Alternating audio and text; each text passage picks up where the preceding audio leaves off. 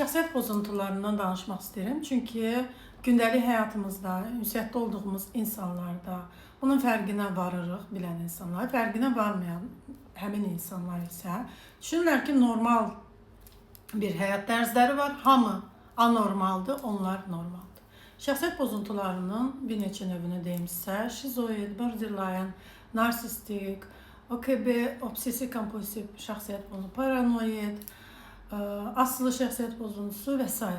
Bu şəxsiyyət pozuntusu olan insanlar psixoloqa gələn zaman və yaxud da gətirilən zaman zorla, yəni yoldaşım zorla gətirdi, baxaq görək nədir terapiya, nəyə lazımdır terapiya, ümumiyyətlə mənasız bir şeydir, nə işlə məşğulsuz siz orada. Belə sözlərdən istifadə edir bu şəxsiyyət pozuntusu olan insanlar və hamına normal, özlərini normal sayırlar.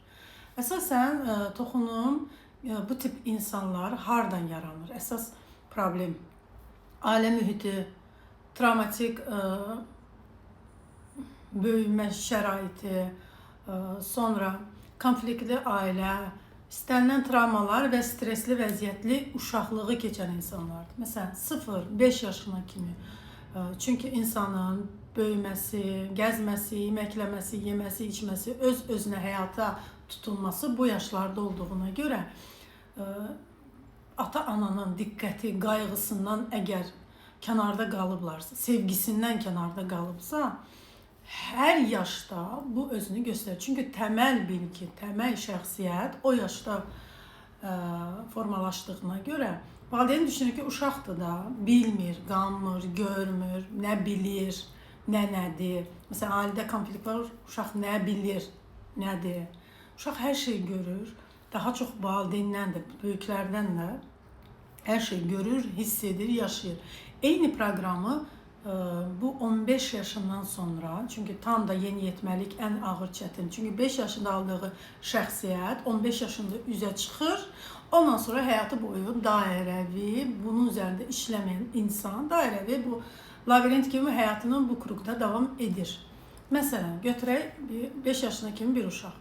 Ailədə konflikt, stresli və dəyərsizlik hissi yaşayıbsa, valideyn istənməyən bir uşaq olubsa, ən çox da görməzdən gərilibsə və sevgisizlik yaşayıbsa, bir heçlik hissi yaşayıbsa, növbəti uşaq, ikinci uşaqda və yaxud da ki, ikinci uşaq yerində olubsa, birinci uşaq yerində olubsa, istənməyən bir şeylər yaşayıb da ailə, ata-ana tərəfindən və yaxud da nənə-baba tərəfindən. Həmin uşaq bütün valideynin dəyərsizliyi, sevgisizliyini, bir heçlik hissi verməsini, egosunu doyuzdurar, başqasını, ona necə davranılıbsa bir heçlik, özünü görməməzdən gəlmək. Daim bu insan, bu uşaqda artıq narsistlik formalaşır. Başqasını əzərək, bir heç görərək, dəyərsizləşdirməkdən həzz alır. Çünki bu eynisini bu yaşayıbdır.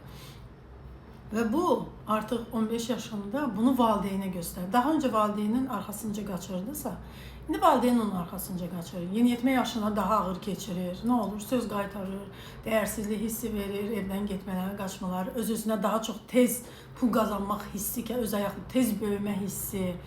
Bu valideynlər uşaqları uşaq olmağına icazə vermirlər. Çünki tez böyü ki, kimsə sənə əzməsin, söz qaytar, cavabını qaytar.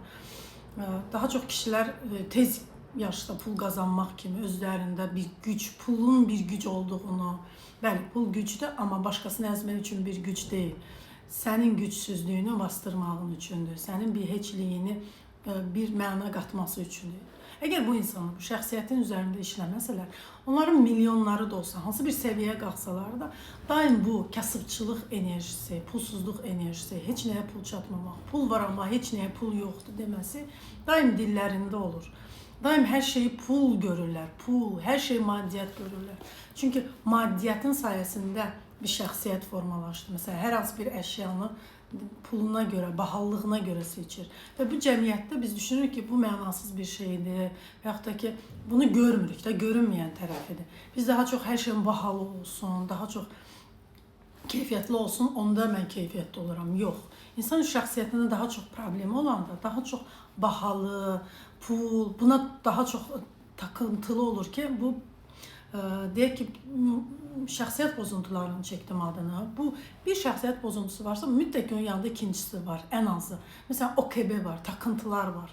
Məsələn, narsistlik takıntı OKB bir yerdədir və yaxud da paranoid, güvənsizlik, başqasına şübhələnmə, şizoid, tək qalmağa meyilli, tək düşüncələr, başqalarına kontakt qura bilməmələri. Yəni mütləq ki, bir şəxsiyyət pozuntusunun yanında digər bir şəxsiyyət pozuntusu da var. İnsan buna fikir vermədikcə və onun yaxını, məsələn, yoldaşı deyir ki, məsələn, münasibətlərimiz alınmır, hər hansı bir problem var, psixoloqa gedək, terapiya alaq, bu bizə ziyan yox, əslində xeyirdir. Həmin insan takılır tez pula, maddiyyata və boş şeydir, orada nə işlə məşğulsuz, nə edirsə, bir dəyərsizləşdirmə. İnsan qarşısındakı insanı necə dəyərsizləşdirirsə, ilk ağlına gələn, ilk düşüncəsinə gələn, həmin insanın daxili onunla bəslənibdir uşaqlıqda. Və orada bir pozitiv bir şeyin əgərinə olmaz bir negativləri yükləyir. Bu insanlar daim şəxsiyyət işlənmədikcə, dəyişmədikcə, görünməzdir. Düzdürmü? Bizim alnımıza yazılmayıb ki, mən narsistəm, mən paranoidəm, mən şizoidəm, mən borderline'am, düzdürmü? Tez-tez şəxsiyyət dəyişirəm, üzümdə gülürəm insana, sən mənim üçün nələrsən, amma arxasınca və yaxud da ki, alt düşüncəmdə nifrət, məhv etmək, yox etmək kimi düşüncələr. Birdən-birə sən supersən, ağlasan, birdən-birə heç nəsən, heç kimsən, dəyərsizlik. Yəni, şəxsiyyət pozuntuları insanın təməl daşıdır. Bax görsən, bilirsənmi hansı şəxsiyyət pozuntuların var və yaxud da ki, normalsanmı, normalıqmı? Ümumiyyətlə, insan özünə dönmədikcə, özü ilə məşğul olmadıqca, hər kəslə məşğul olacaq. Hər kəs, yəni istəyəcək ətrafı 100 dənə insan olsun, mən unudulum. Şəxsən mən unudulum ki, məndə bu problemlər var. Çünki insan tək qalanda özü ilə, düşün ki, qaranlıq otaqdır və sən təksən, ürəyin partlayır ki, mən niyə təkəm? Ətrafımda heç nə yoxdur, heç kim yoxdur. Tez kiməsə zəng edeyim, əlaqə qurum, danışım, öz problemimi unudum, başqasının problemindən qidalanım ki, məndə o problem yoxdur, onda var. Və sən sakitləşirsən, onunla sakitləşirsən. Bax, düşün. Bu cür düşüncələrin varsa, mütləq şəxsiyyət pozuntuların var. Səndə olan bir problemi həll etmək yerinə başqasında problem axtarmağın, başqasının yox olması, başqasında problem görməyindən həzz alırsansa, mütləq ki, şəxsiyyət pozuntun var. Bunun üzərində işləməsən, nə qədər qaçsan, nə qədər bastırsan, istəyir iş yerin olsun, istəyir yol olsun, istəyir ünsiyyətdə qovulduğun insanlar olsun, hər yerdə özünü göstərəcək, hər yerdə daha da səni dərinə batıracaq. Şəxsiyyət pozuntularında məsələn, biz geyim kimi olmadığına görə, məsələn, biz geyimi geyindik, düzdürmü? Bugün bir saatdan sonra bizim bütün enerjimizi üstünə çəkdiyinə görə, yəni yeni aldığın, görsəndiyin gözünə görsənmir. Bir başqası gözünə görsənmir, başqa cür olur. Amma artıq təzədən gəlsən, yenisini alırsan ki, başqa yeni özünü hiss edəsən. Sonra yeni bu dairədən, bu labirintdən çıxa bilmirsən. Labirintdən çıxa bilmədiyinə görə, sən bu çıxış yolunu ancaq qaçışla, daha çox məsələn pul qazanmaqla, daha çox özünü təsdiq etməklə, özünü görməklə, özündən qaçışla həll edirsən. Məsələn, borderline şəxsiyyət pozuntusu olan insanlar, narsistlik və OKB üçü bir yerdədirsə, insan artıq çox ciddi, şizoid, şizofrenik, psixiatrik problemlərə yol açıb və artıq insan çox ciddi problemlər olduğu üçün, məsələn, bu tip 4-5 şəxsiyyət pozuntusu olan insanların praktikaya əsasən nələr olur? Məsələn, insan özünün etdiyi davranışı deyir ki, başqası, məsəl üçün, mənə nə deyər?